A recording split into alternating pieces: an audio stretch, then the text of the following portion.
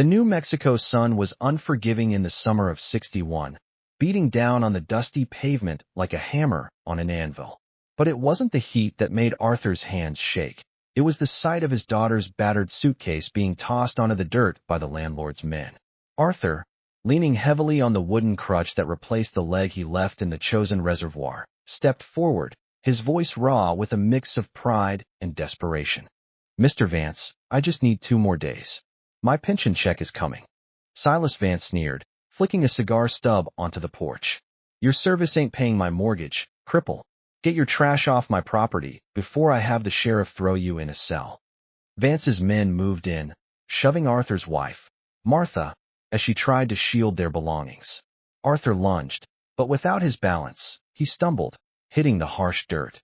The landlord laughed, a cruel, jagged sound that was suddenly cut short by the heavy, rhythmic crunch of cowboy boots on gravel. The laughter died. The street went dead silent. A towering silhouette blocked out the blinding sun. Standing at 6'4", with shoulders broad enough to carry a freight train, the man slowly took off his Stetson, dusting it against his thigh. His eyes, a piercing, icy blue, locked onto Vance with the weight of a loaded Colt .45. "Mister," the deep, unmistakable drawl echoed through the still air, slow and deliberate. "Where I come from, a man doesn't raise his hand to a woman. And he damn sure doesn't disrespect a man who bled for this country. Now, you're going to help this lady pick up her things, or you and I are going to have a serious conversation." The small town of Red Rock, New Mexico had seen its share of hard summers. The kind where the thermometer pushed past 100 before noon, and the dust devils spun lazy circles in the vacant lots between the feed store and the barber shop. It was the kind of town that existed on the fringes of history, too small to matter much, too proud to admit it. Arthur Pendleton had come to Red Rock 3 years prior, following his wife's sister, who'd settled near Albuquerque. He'd chosen the town for its quietness, for the way the sage-covered hills reminded him of nothing. Not Korea, not the cold, not the faces of the men who hadn't made it back from the chosen reservoir.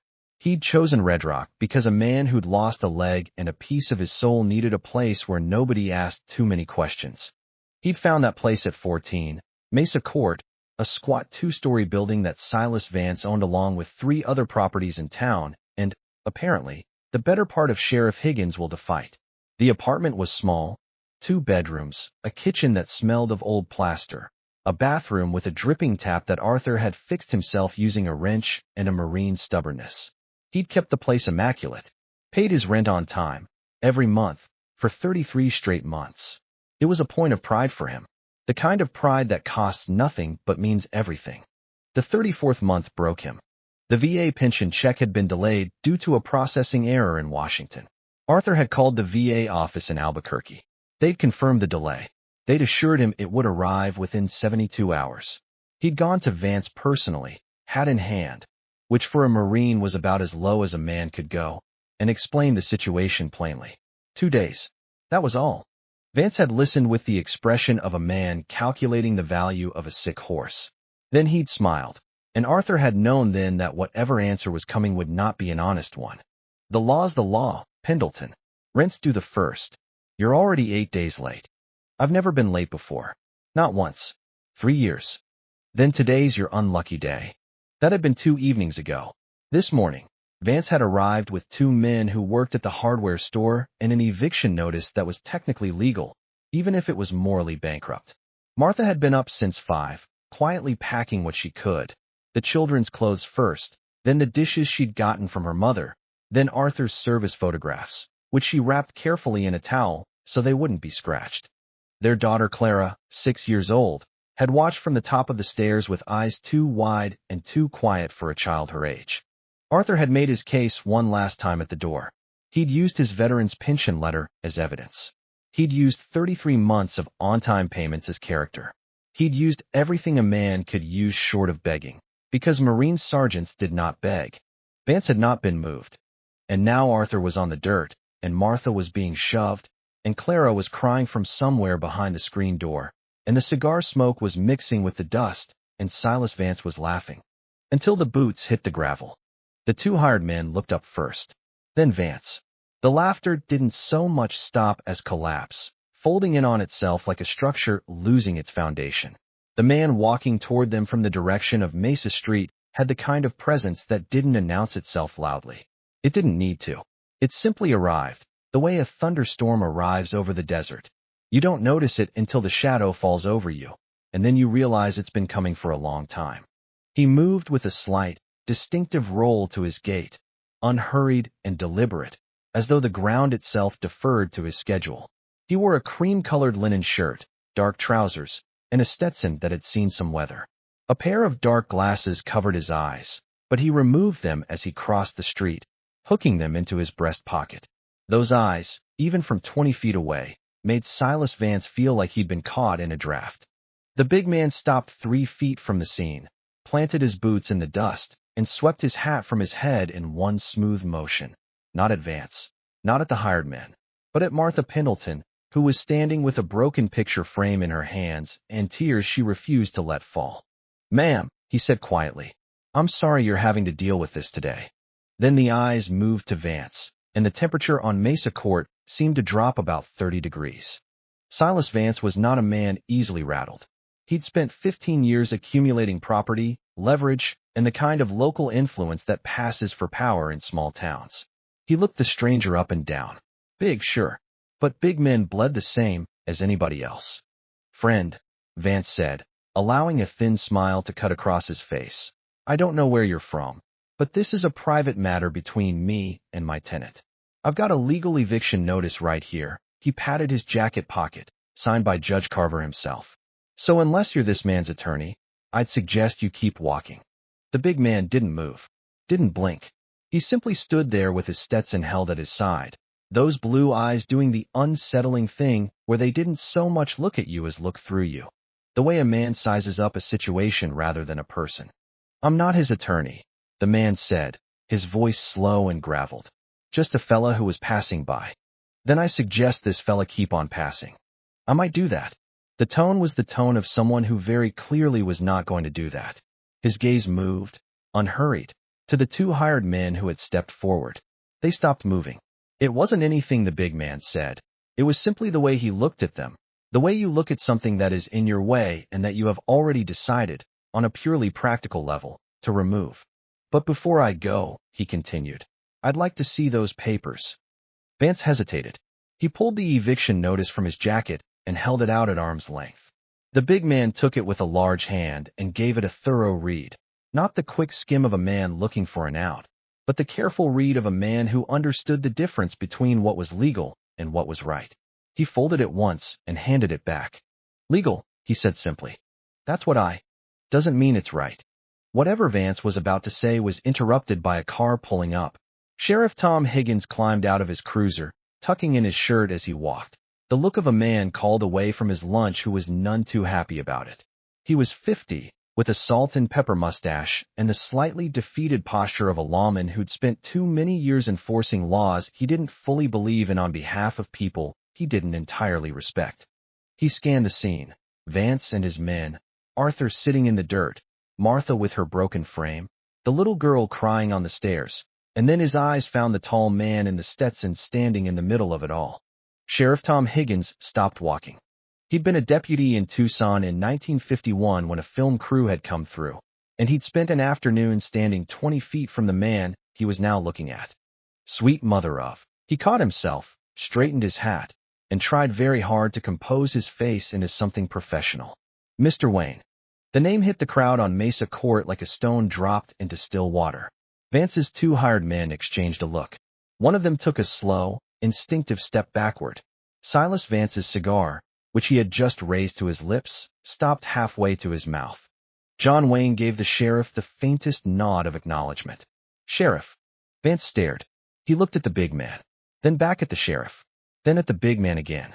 He'd seen Rio Bravo twice. He owned a Wayne movie poster, framed behind his desk, The Sands of Iwo Jima, a fact which now struck him as deeply unfortunate. "The eviction notice is legal," Wayne said to the sheriff, cutting across Vance without looking at him, in the manner of a man who has already moved on from a subject that no longer interests him. "I've read it. I understand that. But I'd like a few minutes to look into this situation before anything gets taken further." He glanced at Vance with those blue eyes, and the quality of that glance made clear that this was not a request being made of Vance. It was a courtesy being extended to him, and the distinction was enormous. "You mind giving me that, Sheriff?" Higgins looked at Vance, then back at Wayne. "No, sir," he said. "I don't mind that at all." Wayne did not move immediately toward Arthur Pendleton. He stood for a moment, reading the scene with the patient thoroughness of a man who understood that what you see in the first 30 seconds is only the surface of a thing. Then he crossed to where Martha was standing and crouched, a surprisingly graceful motion for a man his size, to help gather the scattered photographs from the dirt. "Ma'am," he said, his voice dropping to a register meant only for her, low and unhurried. He handed her the photographs one by one, checking each briefly before passing them over. "These yours?" "Yes, sir." Martha's voice was steadier than it had any right to be. She was a compact, strong-boned woman with dark hair pinned back from a face that had been pretty before the years, and the worrying had refined it into something harder and more enduring than mere prettiness. "Don't you thank me." He handed her the last photograph, a formal portrait of a young man in marine dress blues, and his eyes lingered on it a half-second too long. "That your husband?" "Yes. Before Korea." Wayne looked at the photograph, then at Arthur, who had managed to get himself upright again, leaning on his crutch with the self-contained, rigid posture of a man who had decided he was done falling down today, regardless of what the universe had to say about it. Their eyes met. Something passed between them. Not words, not sentiment, but recognition of a specific kind. The kind that passes between men who understand what duty costs. Wayne replaced his Stetson, walked to Arthur, and extended his hand. "John Wayne." Arthur took it without hesitation. His grip was solid. "Arthur Pendleton, sir. Sergeant, 1st Marine Division." Wayne held the handshake a beat longer than courtesy required. "Chosen?" "Yes, sir." "Then I owe you more than a handshake." There was no theatricality in it, no performance for the gathering audience of neighbors who had drifted onto their porches. He meant it, cleanly and completely, the way a man means things he's had 30 years to figure out how to say. "You mind telling me what happened here?" Arthur told him. He was economical about it. The delayed pension, the VA confirmation, the 33 months of on-time payments, the 2 days he'd asked for. He didn't editorialize. He didn't solicit sympathy. He laid the facts out in the orderly fashion of a man who'd learned that clarity of report was its own form of honor. Wayne listened without interrupting. His thumbs were hooked into his belt loops, his weight settled back on his heels, and he watched Arthur's face the way you watch a compass. Not for entertainment, but because the needle tells you something true. When Arthur finished, Wayne was quiet for a moment. Then he turned and looked at Silas Vance. The quality of that look was different from everything that had come before it. It wasn't anger exactly. It was something colder and more considered. The look a man gives something he has classified, finally and irrevocably, as beneath contempt. Vance had been hovering at a cautious distance, caught between the instinct to press his legal advantage and the growing awareness that the social mathematics of this situation had shifted in a way that left him deeply exposed. He managed a smile that didn't reach anything above his upper lip. "Look, Mr. Wayne, I understand this might look a certain way, but the law," Wayne said, without raising his voice, without moving, "doesn't make a man right, mister. It just makes him legal. There's a considerable difference." He paused. "You had a Marine sergeant on his knees in the dirt, a man who left a leg in Korea, with his wife and his little girl watching." Another pause, shorter than the first. "I don't need to know anything else about your character." The silence on Mesa Court was total. Wayne turned to Higgins. "Sheriff, could I use the telephone at your office?" Higgins blinked. "Just 2 blocks east." "Yes, sir." "That'll do." Wayne put his Stetson back on, adjusted the brim with 2 fingers, and looked at Vance one final time, with the particular expression of a man who has already solved a problem and is simply waiting for the paperwork to arrive. "Don't move anybody off this property until I get back, mister. Give me an hour." Vance started to object. He looked at Wayne, then at Higgins, then at his 2 hired men, who had developed a sudden and intense interest in the middle distance, and said nothing. "Much obliged," Wayne said, and walked with the sheriff down Mesa Street. The First National Bank of Red Rock sat on the corner of Mesa and Cavalry, a squat brick building with an American flag out front that snapped and popped in the hot afternoon wind. It was not a grand institution. The total deposits of the First National Bank of Red Rock would not have made a meaningful dent in the weekly payroll of a major Hollywood production. But it held the mortgage on 14 Mesa Court, and that made it, at this specific moment, the most important building in the state of New Mexico. Wayne made 2 calls from the sheriff's office. The first was to his business manager in Los Angeles, a phlegmatic man named Gerald who had long since trained himself not to be surprised by anything his most prominent client asked of him on short notice. The second was to the First National Bank of Red Rock, where he was transferred, after a startled 30-second pause, to the bank's president, a Mr. Harold Fitch. At 2:47 in the afternoon, Sheriff Tom Higgins received a call at his desk from Harold Fitch, who informed him, in a voice suggesting the man was trying hard to sound as though this were a perfectly routine transaction, that the mortgage on 14 Mesa Court, along with the deed to the property, had been purchased, in full, at a price somewhat above market value. By John Wayne. Wayne was standing in the doorway of the sheriff's office when Higgins hung up the phone. He was rolling the brim of his Stetson slowly between his fingers, the way a man does when he's keeping himself still. "Done?" Wayne asked. "Done," Higgins confirmed. He leaned back in his chair with the expression of a man who has just watched something he will be telling stories about for the rest of his life. "Harold's drawing up the transfer documents. His secretary is bringing them over within the half hour." "Good." Wayne put his hat on. "Let's go back and wait." They walked back to Mesa Court in silence. Wayne moved with that rolling, ground-eating stride that made other men feel like they were hurrying even when he wasn't walking fast. A few people had come out onto the street, drawn by the gravitational pull of the commotion, and they watched as he passed, the kind of watching that isn't quite staring because people are trying to be polite about it. Arthur was sitting on the porch steps when they returned. Martha had gotten Clara inside, then come back out with 2 glasses of water, which she was holding with the slightly lost expression of a woman raised to respond to distress with hospitality, now somewhat at a loss because the scale of the distress had outpaced her available supply. Vance and his men were still there. Vance had spent the interim working himself back into a posture of aggrieved defiance, smoothing his jacket and reminding himself loudly, to no one in particular, that he had the law on his side. He stopped reminding himself when Wayne returned. Wayne sat down on the porch railing near Arthur, not hovering, not looming, just present, and accepted one of the glasses of water from Martha with a quiet, "Thank you, ma'am." He drank half of it. He set it down. He waited. 22 minutes later, Harold Fitch's secretary came around the corner of Cavalry Street carrying a manila folder. She walked directly to Wayne and held it out with both hands as though presenting a document to a head of state, which in the peculiar hierarchy of 1961 American culture was approximately what she was doing. Wayne opened the folder. He studied the documents with the same unhurried care he'd given the eviction notice, turned to the second page, and signed where Gerald had instructed him to sign. He handed the folder back to the secretary, who retreated at a brisk walk. Then he stood up from the railing, straightened to his full height, and walked across the porch to where Silas Vance was standing. He stopped close enough that Vance had to tilt his head back slightly to meet his eyes, a fact that appeared to be causing Vance considerable discomfort. "Mr. Vance," Wayne said. The drawl was slower than usual. Each word was placed with the deliberate care of a man setting down something heavy.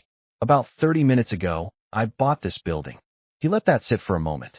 "Which means you're standing on my property." Vance's face went through several colors in rapid succession. He opened his mouth. He closed it. He looked at Higgins, who was standing to one side with his arms folded and the carefully neutral expression of a man who is enjoying himself enormously, but is too professional to show it. You can't just." "The First National Bank held the mortgage," Wayne said patiently. "Harold Fitch was the lien holder. I purchased the deed at market rate, plus a fair premium for the quick transaction." A pause. "It's entirely legal." The last 2 words landed with surgical precision. Vance had been wielding the law as a weapon all afternoon.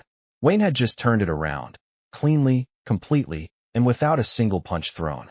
"Now," Wayne continued, in the same measured tone, "the Pendleton family's lease transfers to me as the new property owner, and I've decided to honor it." He reached into his breast pocket and produced a single folded sheet, a termination letter Gerald had drafted and Wayne had dictated over the phone, which Fitch's secretary had typed and included in the folder. He held it out to Vance. This is your notice.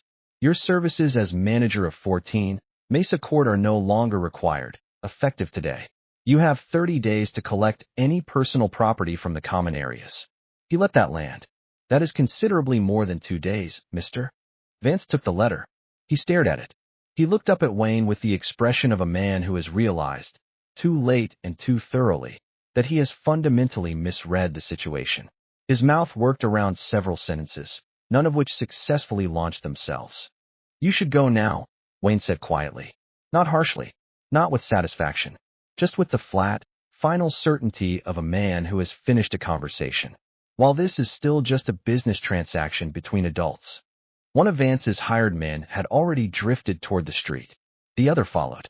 Vance stood alone for a moment on the porch of a building that was no longer his, holding a letter of termination signed by a man whose movie poster was framed in his office, and then he straightened his jacket with what remained of his composure, turned, and walked away down Mesa Street without another word. Nobody on Mesa Court said anything until the sound of his car engine had faded entirely into the distance. Then Clara Pendleton, 6 years old, pushed open the screen door and said, "Mama, is the bad man gone?" Martha Pendleton, for the first time since that morning, let herself cry. Just briefly, just a few seconds. Then she wiped her eyes with the back of her hand, pulled her daughter close, and said, "Yes, baby, the bad man is gone." Wayne let the moment settle. He was good at that, knowing when to let silence do the work that words would only crowd. He stayed leaning against the porch rail while Higgins moved his cruiser and the neighbors gradually, reluctantly, returned to their own business, and Martha got Clara settled with something to drink inside. When it was just the two of them on the porch, Wayne and Arthur, the afternoon had softened by a degree or two. Not cool, never cool in Red Rock in July. But the killing edge was off the heat, and the shadows from the mesa to the west had begun their long crawl across the street. Arthur hadn't said much since Wayne had returned. He sat on the steps with his crutch resting against his knee and a look on his face that was difficult to read. Not ungrateful, not proud in the wrong way, but working through something. The particular arithmetic of a man who has been helped and is trying to figure out what it costs him. Wayne understood that arithmetic. He'd spent a long time thinking about what it meant to help someone in a way that left their dignity intact. In his pictures, it was simple. The hero rides off and the saved family waves from the farmhouse door. In real life, it was considerably more complicated. A man like Arthur Pendleton hadn't survived the chosen reservoir by letting other people carry his load. Being rescued wasn't something that sat easy with men like him. Wayne respected that. He'd have been more concerned if it did. He let the silence run its natural course. Then he turned and looked at Arthur directly. "I got a proposition for you," he said. "I want you to hear it out before you say anything." Arthur looked up. "Sir." Wayne pulled a chair off the porch wall, turned it around, and sat down across from him, forearms resting on his knees, hat in his hands. The posture of a man being straightforward. "I own this building now. 14 units. The man who was managing it, collecting rent, handling maintenance, keeping the common areas in order, has just been terminated." He turned his hat brim once in his hands. "I need somebody reliable to take that over. Someone who runs a tight operation, doesn't cut corners, and who the tenants can respect." He looked at Arthur. "I'm told you fixed the bathroom tap in your apartment 6 months ago and didn't even bill Vance for the parts." Arthur blinked. "How did you?" "The woman in Unit 4 mentioned it to Martha while you were sitting here." Something shifted very briefly in Wayne's expression, not quite a smile, but in the same neighborhood. Word travels fast in small towns. Arthur was quiet for a moment. He looked out at the empty street, then down at his hands. "Mr. Wayne, I appreciate what you did today. Truly. But I don't need." "I know you don't need charity," Wayne said, with a directness that foreclosed the entire sentence. "If I was offering charity, I'd have paid your rent for the year and gone on my way. I'm not doing that. I'm offering you a job, one that I need done by somebody I trust to do it right." He paused. "Do you want it, or don't you?" The distinction was precise and clean. There was no performance in it, no choreographed sentiment. It was a man with a practical problem, a newly acquired building without sound management, offering an honest solution to another man who could provide it. The transaction was mutual and left nobody's dignity on the floor. Arthur looked at the crutch leaning against his knee. I only got the one leg. A one-legged Marine sergeant, Wayne said flatly, is worth 3 able-bodied men who've never been tested. In my experience. He said it not as comfort, but as a statement of observed fact, delivered with the practiced authority of a man who had spent 30 years playing soldiers and had developed enough genuine respect for the real article to know precisely where the line was. The job is paperwork, walking the property, handling maintenance calls. I'll have someone in Albuquerque handle any heavy labor. What I need from you is sound judgment and the kind of character that keeps a building running the way it should be run. I believe you have both. He pulled a folded sheet from his jacket.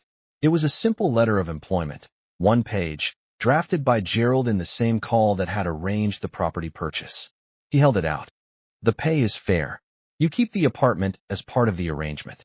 If anything major goes wrong with the building, you call the number at the bottom. Any trouble with tenants, you call Higgins. He set the paper down on the step between them. Take your time. Arthur stared at the letter for a long moment. The breeze moved through the sage at the edge of the lot, and somewhere up the block a screen door banged once against its frame. Martha appeared in the doorway behind them. She had Clara on her hip and a look on her face that was not quite hope. Hope was too fragile a word for what this particular woman allowed herself in moments like this, but something in the same county. Her eyes went to the letter on the step, then to her husband's face. Arthur reached down and picked up the letter. He read it carefully, the way a Marine reads orders. Once through for the shape of it, once through for the details. Then he folded it once and put it in his shirt pocket. Wayne stood up. He held his hat at his chest and turned to Martha. Ma'am, I'm sorry for the disruption to your afternoon. I hope things will be a good deal more settled from here on. Martha looked at him for a moment with the quiet, measuring look of a woman who has learned not to accept things at face value until she's certain they're real. Whatever she found in his face satisfied her. Mr. Wayne, she said, and then stopped, because whatever she had planned to say seemed inadequate. She started again. Thank you. Truly. Wayne nodded once. That particular, unhurried Wayne nod that communicated more than a paragraph of words could have managed, and placed his Stetson back on his head. He looked at Arthur. Arthur was standing. He'd pushed himself to his feet while Wayne was speaking to Martha, leaning on the crutch with his back straight and his chin level, and something in his bearing had shifted, not by much, a degree or two, but in the way that mattered. The posture of a man who has been handed not a handout, but a position. I'll take the job, Arthur said. Good. Wayne held out his hand. Arthur took it. And then Arthur Pendleton, Sergeant, 1st Marine Division, shifted his weight from his crutch, drew himself to full attention, and raised his right hand to the brim of an absent cover in a salute that was sharp and formal and utterly deliberate, the kind of salute that costs the giver something, and both men in that moment knew it. John Wayne stood still. The afternoon light was long and amber behind him, the kind that turns everything it touches to gold, the kind of light that makes ordinary things look significant and significant things look permanent. Sheriff Tom Higgins, leaning against his cruiser 2 houses down, watched without moving, one hand resting on the car's roof. Wayne held Arthur's gaze for a long moment. Then he raised his own right hand and returned the salute. Clean, precise, without ceremony and without apology. The salute of a man who had never served in uniform but who understood, completely and without reservation, what the gesture carried, and who treated it with everything it deserved. Neither man spoke. After a long beat, Wayne touched the brim of his Stetson. I'll have Gerald send the account information and the property files by the end of the week. He turned toward the steps, then paused with one boot on the top tread, his back half turned. And Pendleton. Sir, buy yourself a proper toolbox. Bill it to the property. He walked down the steps and across the dried dirt of the yard, and then he was on Mesa Street, moving with that same unhurried roll, heading toward the edge of town where his truck was parked in the shade of the one large cottonwood on Cavalry.